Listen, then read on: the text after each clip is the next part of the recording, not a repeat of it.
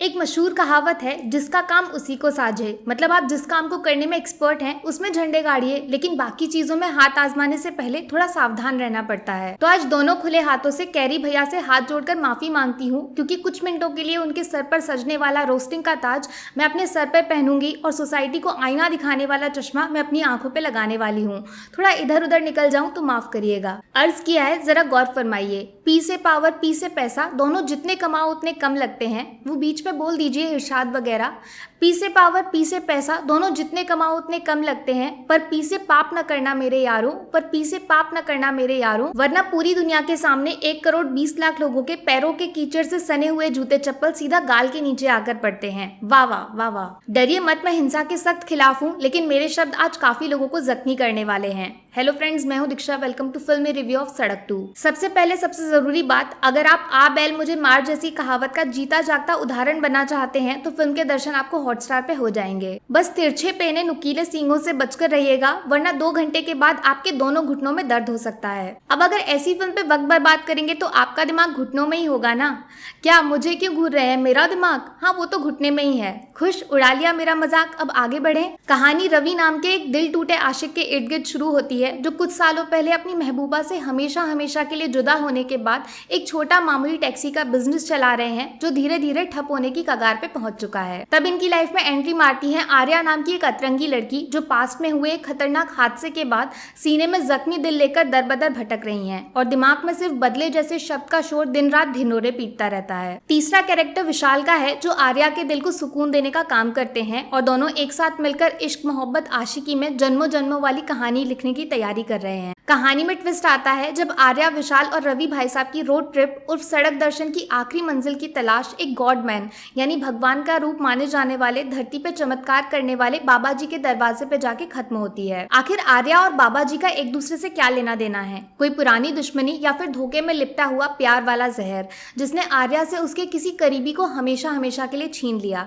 आखिर बाबा जी का असली चक्कर क्या है? क्या विशाल और आर्या का प्यार इतिहास में सच्चाई और शिद्दत के नए रिकॉर्ड्स बनाने के जुर्म में दर्ज किया जाएगा, या फिर कोई छुपा रुस्तम लालच वाला मकसद है जिसने इन दोनों को एक दूसरे की जिंदगी में शामिल होने को मजबूर कर दिया? और सबसे बड़ा सवाल, रवि का आर्या के साथ ऐसा कौन सा कनेक्शन है जिसमें वो सब कुछ भूलकर अपनी जान की बाजी लगाने को तैयार हो गए? एक पैसेंजर और ड्राइवर के बीच में वो कौन सा रिश्ता है जिसके तार सीधे आसमान तक जुड़े हुए हैं? सारे जवाब मिलेंगे हॉटस्टार पर। देखो, मैंने पहले भी बोला है और एक बार फिर से दोहरा देती हूँ, मेरे कहानी सुनाने के ढंग पे जाकर इस फिल्म को देखने की गलती बिल्कुल मत करिएगा। वो तो बस मेरा टैलेंट है जो कचरे को भी सोना बना देता है। हाँ, बस कभी घमंड नहीं किया। हकीकत में सड़क 2 एक बनावटी और बचकानी फिल्म है, जिसको गधे की पीठ पे सवार होकर टेढ़ी मेढ़ी लिखावट में जल्दबाजी के साथ जैसे तैसे पन्नों पे उतार कर स्क्रीन पे आपके सामने रख दिया है। कहानी कुछ खास नहीं है, वही पुराना लड़का लड़की का प्यार और दिल टूटे आशिक का देवता बनकर दोनों बच्चों की रक्षा करना, और धोखे में लिपटा हुआ क्लाइमेक्स का ट्विस्ट, जिसे लिखकर फिल्म के मेकर सड़क 2 को इंसेप्शन समझने की गलती कर बैठे हैं। हकीकत में ये कॉमेडी नाइट्स विद कपिल के एक एपिसोड से ज्यादा कुछ भी नहीं है। बस थोड़ा मिर्च मसाला डालने के लिए भगवान के नाम का सहारा भी लिया गया है, ताकि लोग बुरी ही सही कम से कम फिल्म के बारे में बात तो करेंगे। अरे भाई, नाम बदनाम हुआ तो क्या हुआ, नाम तो हुआ ना। एक मजेदार बात ये भी है कि महेश भट्ट 20 साल बाद डायरेक्शन में वापस लौटे हैं।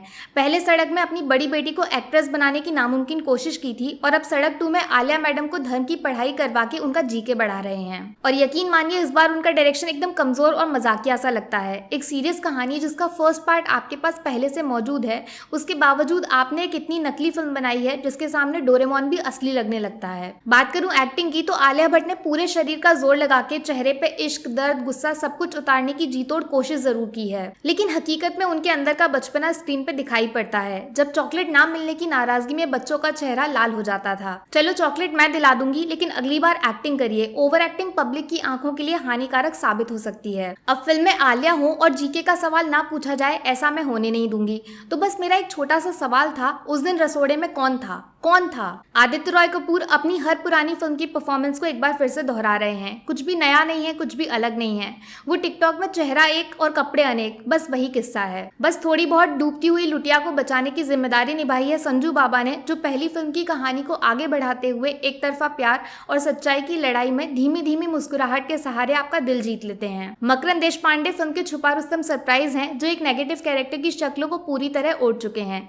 लेकिन भट्ट साहब का घिसा पिटा डायरेक्शन कई जगह पे उनको फीका और मामूली बना देता है। जो कारनामा सड़क में सदाशिव साहब ने करके दिखाया था, इस बार फिल्म में उसका 1% भी रिक्रिएट करने में मेकर्स पूरी तरह फेल हो गए हैं। ये शायद पहली ऐसी फिल्म होगी जिसमें आपके मन में फिल्म के एक्टर से ज्यादा इज्जत इसका म्यूजिक बनाने वाले मेहनती कलाकारों के लिए पैदा होने वाली है, जिन्होंने बीच बीच में दिल को पिघलाने वाले सुरीले गानों के बाण चलाए हैं। तो यार कम शब्दों में बोलूं तो सड़क 2 एक लाइलाज बीमारी की तरह है, जिससे दूरी बनाना ही आपकी सेहत के लिए फायदे का सौदा साबित होगा। लेकिन अगर गलती से इसके जाल में फंस गए तो भैया फिर तांत्रिक से लेकर साइंटिस्ट कोई भी आपकी मदद नहीं कर पाएगा। मेरी तरफ से सड़क 2 को 5 में से 1.5 स्टार्स, वो भी संजू बाबा के दलदल में फंसने के बावजूद हाथ पैर मार के थोड़ी बहुत एक्टिंग करने की कोशिश के लिए, और हाफ स्टार जीशु सेन गुप्ता और गुलशन ग्रोवर के इंटरेस्टिंग कैमियो रोल के लिए। बात करूं नेगेटिव्स की तो 1 स्टार कटेगा एकदम नकली और रद्दी डायरेक्शन के लिए, 1 स्टार आलिया एंड कंपनी की बचकानी परियों वाली एक्टिंग के लिए, 1 स्टार बिना इमोशंस के खोखले डायलॉग्स के लिए, और हाफ स्टार रटी रटाई प्यार धोखा बदले वाली कहानी के लिए। लो कैरी भैया, मेरा काम हो गया, आपकी टोपी आपको मुबारक। वैसे ढिंचैक पूजा का नंबर कभी मुझे भेजो ना, सोच रही हूँ सिंगिंग क्लासेस ज्वाइन कर लूं। अब सड़क जैसी फिल्म देखने के बाद आंखें तो डोनेट करनी पड़ेंगी, तब गले का इस्तेमाल करके घर का खर्चा तो चलाना पड़ेगा ना। बाकी वीडियो में कुछ पसंद आया हो या फिर कुछ शिकायत करनी हो तो मैं आपको इंस्टाग्राम पे भी मिल जाऊंगी, वरना थोड़ा सा इंतजार करिए, मिलूंगी आपसे अगले वीडियो में। Take care, bye bye.